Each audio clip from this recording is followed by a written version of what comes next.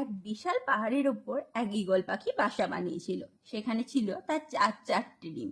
ডিমগুলিকে রেখে সে প্রত্যেকদিন সকালে খাবারের খোঁজে বাসা থেকে বের হতো। এমন একদিন ঈগল পাখি বাসা না থাকাকালীন পাহাড়ে এক বিশাল ভূমিকম্পের ফলে পুরো পাহাড় নড়ে ওঠে।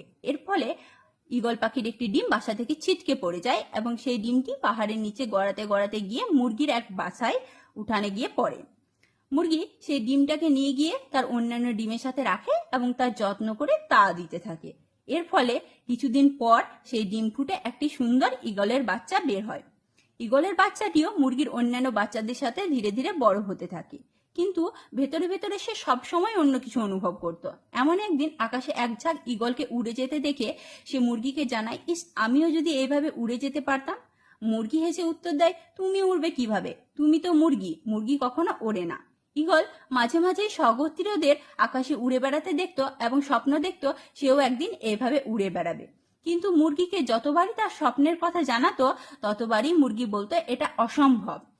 আস্তে আস্তে ঈগল মুরগির কথা বিশ্বাস করতে শিখল এবং তার জীবনটা বাকি মুরগিদের মতো করেই কাটিয়ে দিল।